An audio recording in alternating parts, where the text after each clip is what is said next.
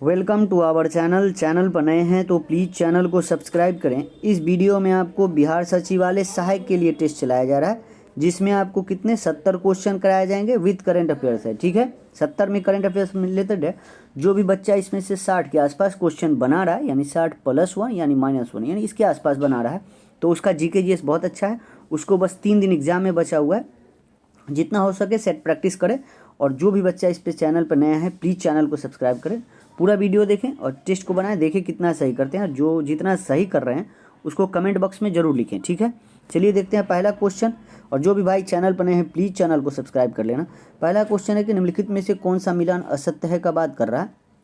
इधर चक्रवात दिया हुआ है, इधर देश दिया हुआ है। देखते हैं चक्रवात ऑस्ट्रेलिया जो दिया हुआ है कि हरिकेन, यही गलत है, क्योंकि ये हरिकेन जो चक्रवात है ये अटलांटिक महासागर में जो कैरेबियाई द्वीप है वहीं पे आता है। तो राइट आंसर कौन सा हो जाएगा? ऑप्शन ए, क्योंकि ऑस्ट्रेलिया में एक चक्रवात आता है विली वेली। ठीक है, अगला क्वेश्चन देखते हैं कि निम्न में से कौन शीतोष्ण मरुस्थल नहीं है। शीतोष्ण मरुस्थल यानी कोल्ड डिजर्ट नहीं है, उसके बारे में गोबी तो है, पेंटागोनिया ये भी है, नामीबिया ये भी है। सोनोरन जो है ना, सोनोरन ये कोल्ड डिजर्ट नहीं है, ये गर्म मरुस्थल है जो अमेरिका और मैक्सिको के में विस्तृत है। ठीक है, अगला क्वेश्चन है कि निम्न में से कौन सी नदी 5 देशों की राजधानी से गुजरती है। 5 देश की राजधानी से गुजरने वाली नदी का बात कर रहा है। याद रखिएगा नदी जो है वो डैन्यूब नदी है। कौन सा है बाबू? तो डैन्यूब नदी। राइट आंसर कौन सा हो जाएगा? Option B. आप लोग कमेंट बॉक्स में बताइएगा कि कौन कौन से देश से गुजरती है ये 5। अगला क्वेश्चन देखते हैं कि निम्न में कौन द्वीप क्षेत्रफल में सबसे बड़ा है। द्वीप क्षेत्रफल का बात कर रहा है, यानी द्वीप क्षेत्रफल में सबसे बड़ा है, इस ऑप्शन के हिसाब से बोल रहा है। ठीक है, तो इस ऑप्शन के हिसाब से न्यू गिनी हो जाएगा। कौन सा? न्यू गिनी हो जाएगा। ठीक है, तो राइट आंसर कौन सा है? Option A. अगला अगर पूछेगा दुनिया का सबसे बड़ा द्वीप तो ग्रीनलैंड है। कौन है? ग्रीनलैंड। पिछले जो टेस्ट चल रहा था, पिछला टेस्ट में, उसमें एक लड़का यही क्वेश्चन में कन्फ्यूज था।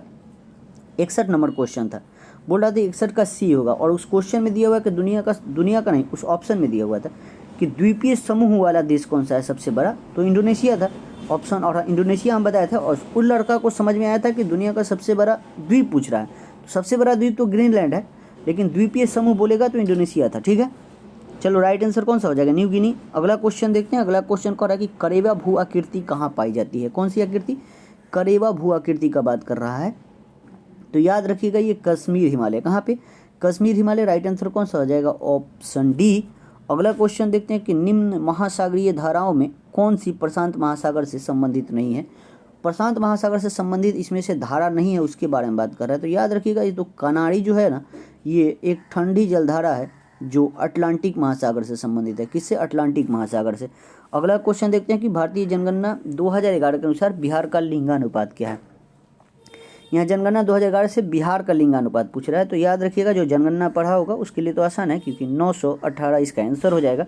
और याद रखिए जनगणना से कुछ बिहार के बारे में जान लीजिएगा, क्योंकि क्वेश्चन यहाँ से एक पूछता है और पूछेगा ही।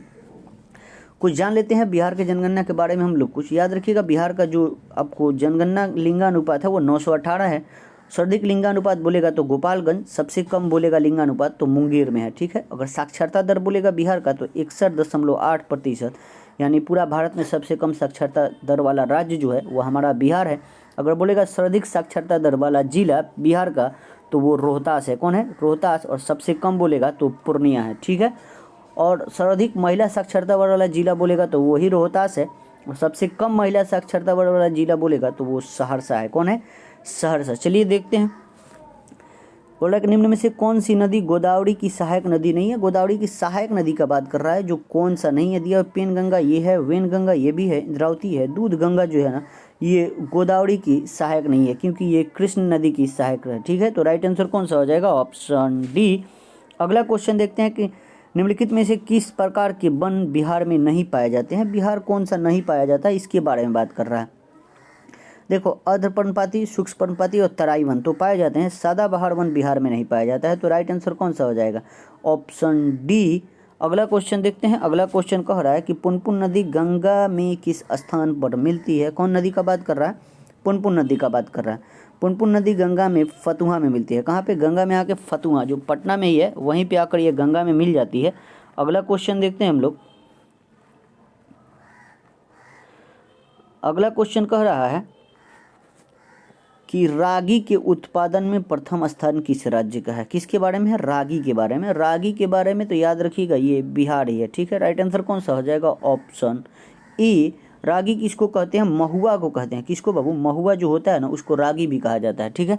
अगला क्वेश्चन देखते हैं कि अंडमान द्वीप समूह का सर्वोच्च शिखर कौन सा है बाबू। तो अंडमान द्वीप समूह का सर्वोच्च शिखर जो है वो सैडल पीक है। कौन है, सैडल पीक। राइट आंसर कौन सा हो जाएगा, ऑप्शन ए। इसकी ऊंचाई जो है 737 मीटर के आसपास है, ठीक है। अगला क्वेश्चन देखते हैं। अगला क्वेश्चन कर रहा है कि 8 डिग्री चैनल किसके मध्य स्थित है।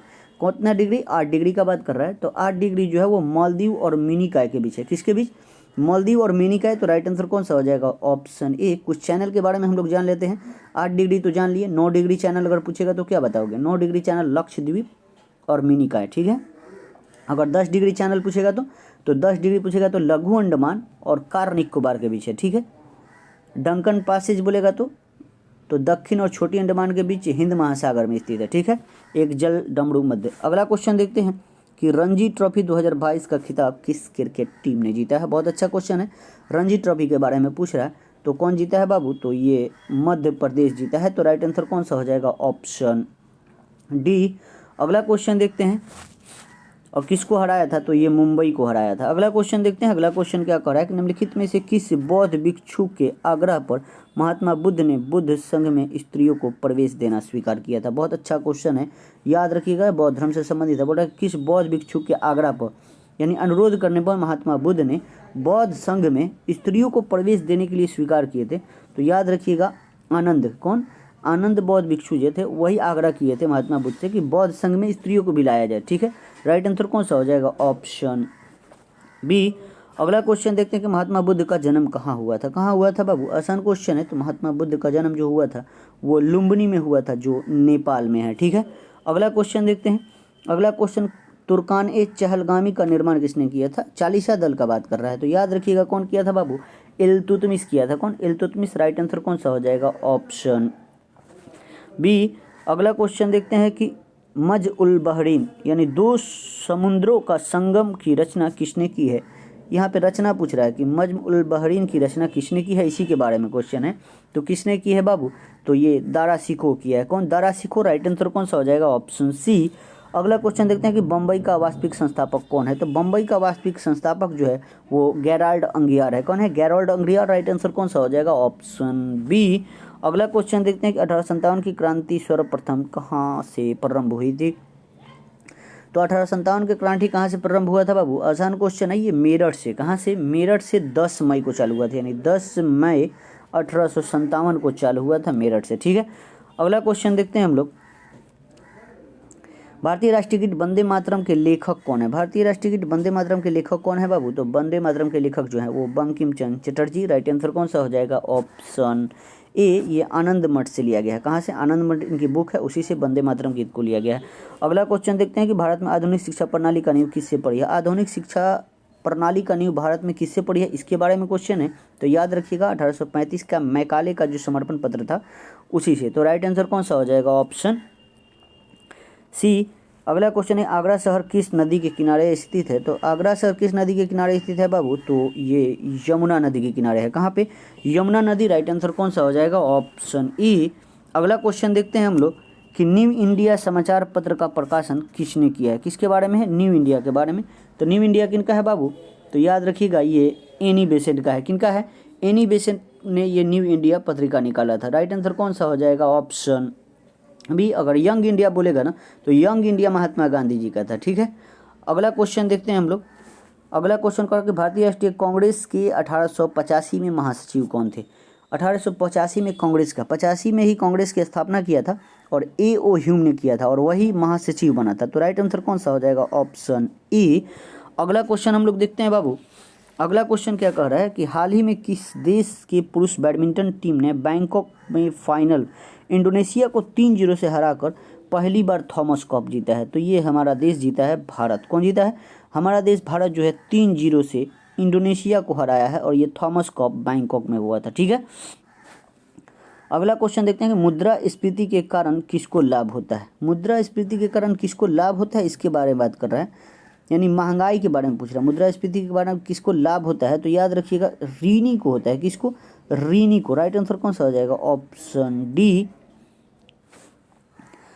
आगे बोला है फीफा विश्व कप 2022 का आयोजन किस देश में किया जाएगा, यानी हो गया। किस देश में हुआ है बाबू? तो ये कतर में हुआ है। तो राइट आंसर कौन सा है? Option C. अगला क्वेश्चन देखते हैं। अगला क्वेश्चन कर रहा है कि निम्नलिखित में से किस राज्य में कुल भौगोलिक क्षेत्र का अधिकतम प्रतिशत वन क्षेत्र है? बहुत अच्छा क्वेश्चन है बाबू। क्या कर रहा है? अच्छा से पढ़िए क्वेश्चन को कि निम्नलिखित में से किस राज्य में कुल भौगोलिक क्षेत्रफल का अधिकतम प्रतिशत वन का बात कर रहा है। ठीक है, तो याद रखिएगा प्रतिशत वन में मिजोरम हो जाएगा। कौन सा? मिजोरम हो जाएगा। राइट आंसर कौन सा? वहाँ पे अगर प्रतिशत बोलेगा तो लगभग 84%, नहीं 84.5 हो सकता है, 84.53% के आसपास वहाँ बनावरण है। ठीक है, अगला क्वेश्चन देखते हैं कि भारत में पहली जनसंख्या नीति की घोषणा की गई थी। तो भारत में पहली जनसंख्या नीति की घोषणा 1976 में किया गया था। कब? 1976। Right answer option A. अगला क्वेश्चन है कि भारत के यूनिफाइड पेमेंट इंटरफेस यानी यूपीआई प्लेटफॉर्म को अपनाने वाला पहला देश कौन है? आसान क्वेश्चन है बाबू। तो कौन सा है? नेपाल बना है। तो राइट आंसर कौन सा? Option D. अगला क्वेश्चन हम लोग देखते हैं। अगला क्वेश्चन है कि सर्वाहारी जंतु किस वर्ग में आते हैं? सर्वाहारी बाबू द्वितीय उपभोक्ता कहा जाता है। क्या? द्वितीय उपभोक्ता कहा जाता है सर्वाहारी को। तो राइट आंसर कौन सा हो जाएगा? Option C. अगला क्वेश्चन देखते हैं कि बिहार में अधिकतम औसत वर्षा वार्षिक वर्षा किस जिले में होता है? बिहार में सबसे ज़्यादा वर्षा वार्षिक जो होता है वो कहाँ पे होता है बाबू? तो किशनगंज। राइट आंसर कौन सा हो जाएगा? Option B. अगला क्वेश्चन देखते हैं कि कवक द्वारा कौन सा रोग होता है? कवक द्वारा कौन सा रोग होता है इसके बारे में है। तो इसमें जो दिया हुआ है ना, तो दाद जो होगा, दाद वो कवक द्वारा होता है। तो राइट आंसर कौन सा हो जाएगा? Option A. अगला क्वेश्चन देखते हैं कि बीजों का सर्वोत्तम संरक्षण किस परिस्थिति में होता है? तो याद रखिएगा किस परिस्थिति में होता है बाबू? तो जो ठंडी एवं शुष्क परिस्थिति। तो राइट आंसर कौन सा हो जाएगा? Option C. अगला क्वेश्चन है कि वैश्विक तापन से क्या संभावना हो सकती है? वैश्विक तापन से क्या संभावना हो सकती है? इसके लिए आपको पढ़ना पड़ेगा। समुद्र के स्तर में वृद्धि, ये तो हो सकती है। फसल के स्वरूप में परिवर्तन, ये भी ठीक है। और द्वीपीय देशों को खतरा, जो द्वीप देश हैं उनको भी खतरा होता है। तो राइट आंसर कौन सा हो जाएगा? Option D. अगला क्वेश्चन है कि लोलक का आवर्तकाल किस पर निर्भर करता है? लोलक का आवर्तकाल किस पर निर्भर करता है इसके बारे में। तो लोलक जो होता है उसका आवर्तकाल लंबाई पर निर्भर करता है। तो राइट आंसर कौन सा हो जाएगा? Option B. अगला क्वेश्चन देखते हैं कि वर्षा की बूंद का गोलाकार आकृति का कारण क्या होता है? तो याद रखिएगा जो वर्षा का बूंद है उसका गोलाकार आकृति होना पृष्ठीय तनाव के कारण होता है। द्रव का जो पृष्ठीय तनाव होता है इसी के कारण होता है। तो राइट आंसर ऑप्शन सी। अगला क्वेश्चन है कि प्रकाश तरंग के वायु से कांच में जाने पर क्या परिवर्तित होता है? अच्छा क्वेश्चन है, यानी प्रकाश का जो तरंग है वो वायु से कहाँ, कांच में जाने पर क्या परिवर्तित होता है? तो जब कोई प्रकाश जो है तरंग वायु से कांच में जाती है ना, तो प्रकाश की आवृत्ति तो वही रहती है, लेकिन बदलता क्या है? तो तरंग दैर्घ्य और वेग बदलता है। ठीक है, राइट आंसर कौन सा हो जाएगा? Option D. अगला क्वेश्चन देखते हैं कि रासायनिक रूप से सूखी बर्फ है। तो रासायनिक रूप से अगर सूखी बर्फ का बात कर रहा है तो याद रखिएगा ठोस कार्बन डाइऑक्साइड। कौन? ठोस कार्बन डाइऑक्साइड। राइट आंसर कौन सा हो जाएगा? Option B. अगला क्वेश्चन देखते हैं कि बेकिंग सोडा का रासायनिक सूत्र क्या होता है? बहुत चर्चित क्वेश्चन है ये, तो बेकिंग सोडा का बात कर रहा है। तो याद रखिएगा रासायनिक सूत्र क्या होता है? NaHCO3 होता है। ठीक है, NaCO3 ऑप्शन में कहाँ दिया हुआ है? तो B, option B is a right answer.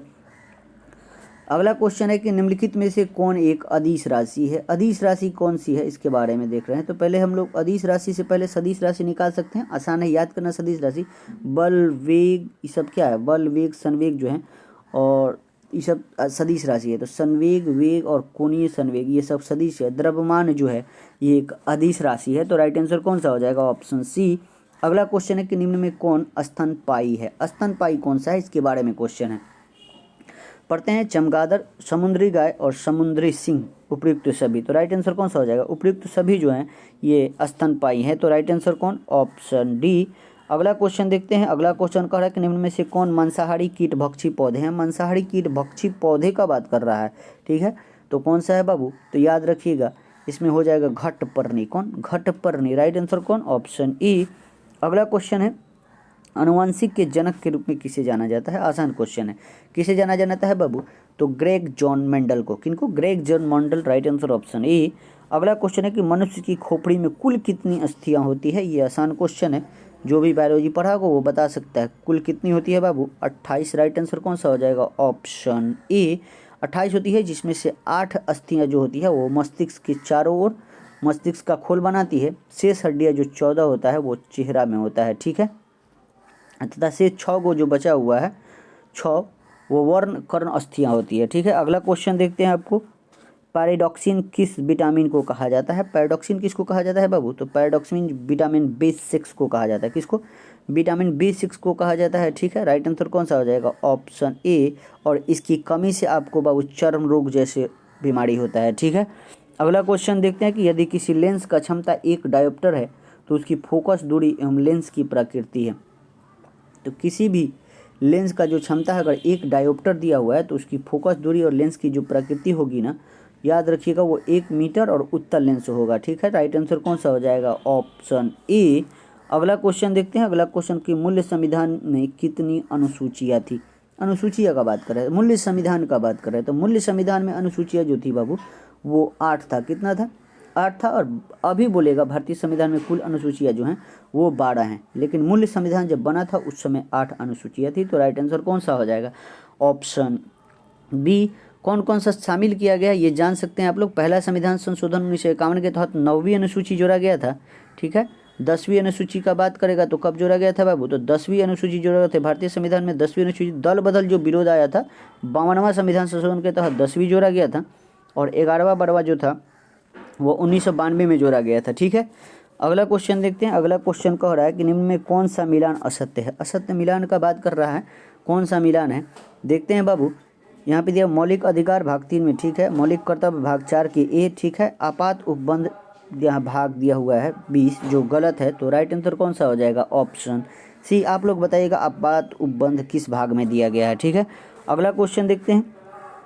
संविधानोत्तर संस्था है, यानी संविधानेतर संस्था का बात कर रहा है। कौन सी संस्था है?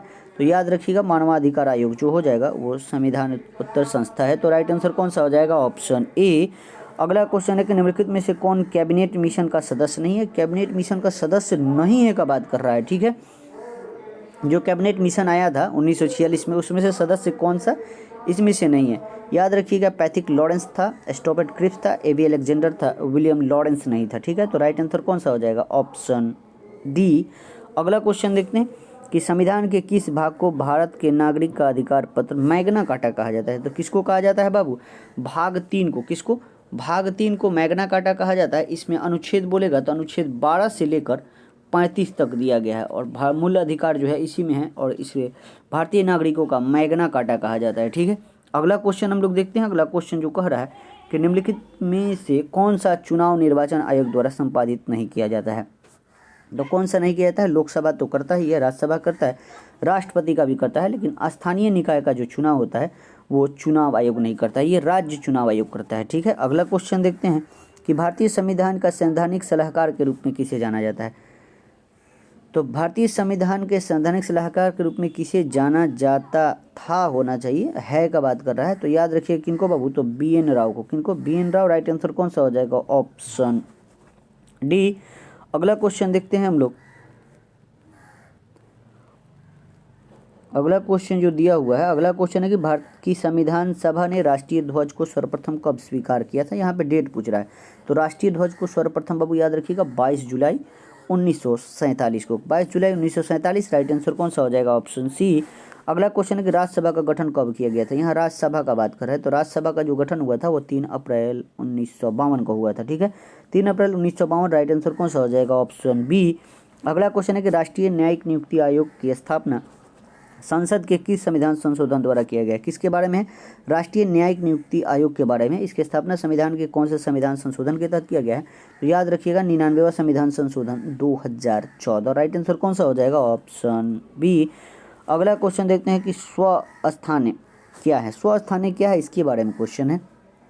तो स्वस्थान्य जो है वो वनस्पति या जंतुओं का संरक्षण उनके मूल प्राकृतिक आवास क्षेत्र को करना, ठीक है। तो राइट आंसर कौन सा हो जाएगा? Option A.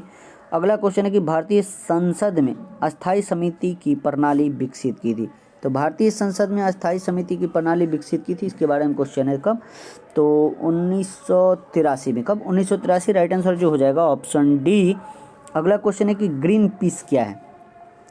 ग्रीन पीस का बात कर रहे हैं तो ग्रीन पीस जो है ना, ये पर्यावरण समर्थकों का एक अंतर्राष्ट्रीय संगठन है, ठीक है। तो राइट आंसर कौन सा है? Option C. अगला क्वेश्चन देखते हैं कि बिहार के प्रमुख समाचार पत्र बिहारी के संपादक, ये बिहारी जो है बिहार का प्रमुख समाचार पत्र था, इसके संपादक के बारे में पूछ रहा है। तो इसके संपादक जो थे बाबू महेश्वर प्रसाद थे। कौन थे? Babu Maheshwar Prasad. Right answer option B. अगला क्वेश्चन है कि यक्षगान किस राज्य का नेतृत्व है। यक्षगान का बात कर रहा है। यक्षगान बाबू ये कर्नाटका का लोक नृत्य है। तो राइट आंसर कौन सा हो जाएगा? Option E. अगला क्वेश्चन है कि ताम्रलिपि किस राज्य में स्थित है। किसके बारे में है? ताम्रलिपि के बारे में है, और किस राज्य में है ये पूछ रहा है। तो याद रखिएगा ये आपको पश्चिम बंगाल में है। तो राइट आंसर कौन सा है? Option B. अगला क्वेश्चन देखते हैं। अगला क्वेश्चन क्या कह रहा है? अगला क्वेश्चन है कि निम्नलिखित में से किसे कायदे आजम के नाम से जाना जाता है। तो कायदे आजम बहुत आसान क्वेश्चन है। किसको जाना जाता है बाबू? तो मोहम्मद अली जिन्ना को जाना जाता था। किसको? जिन्ना को कायदे आजम कहा जाता था। तो राइट आंसर कौन सा है? Option A. अगला क्वेश्चन है कि महात्मा गांधी की समाधि स्थल है। आसान क्वेश्चन। महात्मा गांधी की जो समाधि स्थल है राजघाट है। कौन सा है? राजघाट। राइट आंसर कौन सा है? Option B. अगला क्वेश्चन देखते हैं। अगला क्वेश्चन है कि मार्च 2022 में 2 दिवसीय स्टडी इन इंडिया 2022 की बैठक का आयोजन कहाँ किया गया था। तो स्टडी इन इंडिया 2022 याद मत रखिए कि इंडिया में हुआ होगा, ये ढाका में हुआ था। कहाँ पे? ढाका। राइट आंसर कौन सा है? Option E. अगला क्वेश्चन है कि अजंता की गुफा किस राज्य में स्थित है। आसान क्वेश्चन है आज का। तो अजंता का गुफा बाबू ये महाराष्ट्र में है। कहाँ पे है? महाराष्ट्र। राइट आंसर कौन सा है? Option A. आज का अंतिम क्वेश्चन है कि निम्न में से किस देश में सबसे ऊंची मस्जिद है। तो किस देश में सबसे ऊंची मस्जिद है? तो ये मिस्र हो जाएगा। राइट आंसर कौन सा हो जाएगा? Option A. आज के लिए इतना ही, मिलते हैं अगले वीडियो में। जय हिंद, जय भारत।